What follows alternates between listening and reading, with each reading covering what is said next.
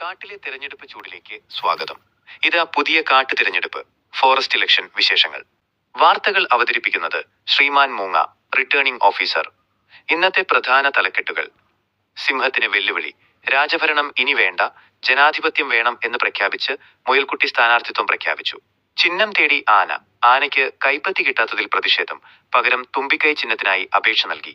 കടുവയുടെ വാഗ്ദാനം, താൻ ജയിച്ചാൽ എല്ലാ മൃഗങ്ങൾക്കും ആഴ്ചയിൽ ഒരു ദിവസം വനം വകുപ്പിന്റെ വക ഫ്രീ ഡയറ്റ് നൽകുമെന്ന് കടുവ.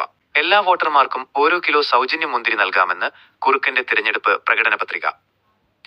തിരഞ്ഞെടുപ്പ് വിശേഷങ്ങൾ. 1. സ്ഥാനാർത്ഥികളുടെ തള്ളൽ. തിരഞ്ഞെടുപ്പ് പ്രചാരണത്തിനിടെ മയിൽ പ്രസംഗിച്ചതിങ്ങനെ: ഞാൻ ജയിച്ചാൽ കാട്ടിലെ എല്ലാ മരങ്ങളിലും എയർ കണ്ടീഷൻ വെക്കും, മഴ പെയ്യിക്കാൻ പ്രത്യേക പീലിവിരിക്കൽ ടീമിനെ നിയോഗിക്കും. ഇത് കേട്ട മരപ്പട്ടി ഇതൊക്കെ വെറും പീലി പറച്ചിൽ മാത്രം എന്ന് പരിഹസിച്ചു. 2. വോട്ട് പിടുത്തം. കുരങ്ങന്മാർ ഇത്തവണ വോട്ട് ചോദിക്കുന്നത് സോഷ്യൽ മീഡിയ വഴിയാണ്. ഒരു ലൈക്ക് തരൂ, ഒരു വോട്ട് തരൂ എന്നാണ് അവരുടെ മുദ്രാവാക്യം. വോട്ട് ചെയ്തില്ലെങ്കിൽ ഫോൺ തട്ടിയെടുക്കുമെന്ന് പരോക്ഷമായി ഭീഷണിപ്പെടുത്തിയതായും പരാതിയുണ്ട്. 3. പ്രകടന പത്രികയിലെ വിചിത്ര വാഗ്ദാനങ്ങൾ.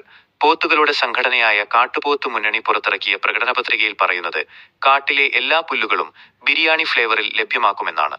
എന്നാൽ ഇത് എങ്ങനെ സാധ്യമാകുമെന്ന് ചോദിച്ചപ്പോൾ അതൊക്കെ ജയിച്ചു കഴിഞ്ഞിട്ട് പറയാം എന്നായിരുന്നു മറുപടി. 4. കള്ളവോട്ട് പരാതി. ഒരേ മാളത്തിൽ താമസിക്കുന്ന 50 എലികളും വോട്ട് ചെയ്യാനെത്തിയപ്പോൾ പാമ്പ് പ്രതിഷേധിച്ചു. ഇവരെയൊന്നും ഞാൻ മുൻപ് ഇവിടെ കണ്ടിട്ടില്ല എന്നാണ് പാമ്പിന്റെ ആരോപണം. എന്നാൽ ഞങ്ങൾ വെളിയിലിറങ്ങാത്തതുകൊണ്ടാണെന്ന് എലികൾ തിരിച്ചടിച്ചു. എക്സിറ്റ് പോൾ ഫലം. കാട്ടിലെ കാക്കകളുടെ പ്രാഥമിക സർവേ പ്രകാരം ഇത്തവണ ആർക്കും ഭൂരിപക്ഷം കിട്ടില്ലെന്നാണ് സൂചന. കുറുക്കനും കടുവയും ചേർന്ന് സഖ്യകക്ഷി സർക്കാർ രൂപീകരിക്കാൻ സാധ്യതയുണ്ടെന്ന് രാഷ്ട്രീയ നിരീക്ഷകർ അണ്ണാറക്കണ്ണന്മാർ വിലയിരുത്തുന്നു. ശ്രദ്ധിക്കുക: വോട്ട് ചെയ്യാൻ വരുമ്പോൾ വാല് ചവിട്ടാതിരിക്കാൻ എല്ലാവരും പ്രത്യേകം ശ്രദ്ധിക്കേണ്ടതാണ്.